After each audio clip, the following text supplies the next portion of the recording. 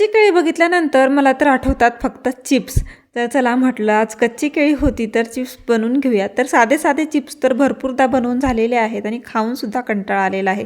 आता वेगळ्या पद्धतीचे चिप्स बनवते। ह्याच्या अगोदर ना मी बटाटा चिप्स सुद्धा अपलोड केले, तुम्ही जर पाहिले नसेल तर नक्की जाऊन पहा। आता इथे काय करायचं, आपल्याला कच्ची केळी घ्यायची आहे, तिचं साल काढून घ्यायचं आहे।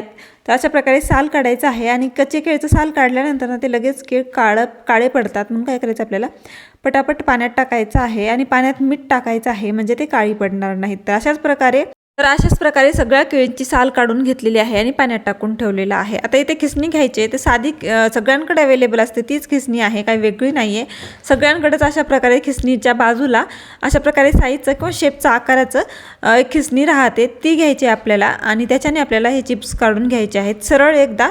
तर अशा प्रकारे एक डिझाईन करण्यासाठी आपल्याला असा शेप तयार करायचा आहे। एका साईडनं झाल्यानंतर त्याला दुसऱ्या साईडने अशा प्रकारे पलटवून घ्यायचं आणि दुसऱ्या साईडने करायचं, म्हणजे छान अशी चिप्सला डिझाईन पडते।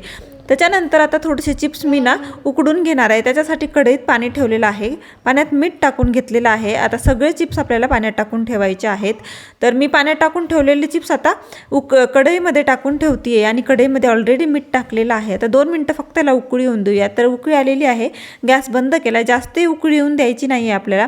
आता पूर्ण पाणी आपल्याला काढून अशा प्रकारे आता हे चिप्स जे आहेत ते पाण्यातून बाहेर काढून एका कापडावर टाकून घ्यायचे आहेत, म्हणजे पूर्ण पाणी जे आहे त्या चिप्समधलं निघून जाईल।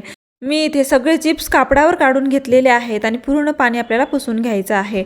आता इथे तेल सुद्धा गरम करायला ठेवलं होतं, तेल मस्त गरम झालेलं आहे। गरम तेलामध्ये आपल्याला आता हे चिप्स टाकून घ्यायचे आहेत आणि कुरकुरीत कलर येईपर्यंत किंवा कुरकुरीत होईपर्यंत हे चिप्स छान तळून घ्यायचे आहेत। तर थोड्या वेळाने मिक्स करत राहा, म्हणजे खालून वरून दोन्ही साईडने छान असे एकसारखे तळल्या जातील।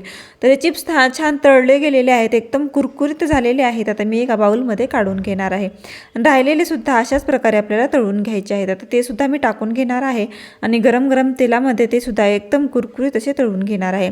आता राहिलेले चिप्स सुद्धा तळलेले आहेत, ते सुद्धा बाहेर काढून घेते। आता एकदम मस्त चटपटीत लागण्यासाठी चाट मसाला आणि मीठ टाकून घेतलेलं आहे आणि मिक्स केलेलं आहे। तर आपले इथे मस्त बनाना चिप्स किंवा केळीचे चिप्स रेडी आहेत। अगदी थोड्या वेळांमध्ये मुलांनाही खूप आवडतात आणि आपल्याला सुद्धा आवडतात। काहीतरी स्नॅक्स आपल्याला खायचा असतो तेव्हा तुम्ही चिप्स हे बनवू शकता, तर नक्की ट्राय करा। व्हिडिओ आवडला असेल तर लाईक, शेअर आणि सबस्क्राईब करायला विसरू नका। भेटूया नवीन व्हिडिओमध्ये, तोपर्यंत बाय बाय।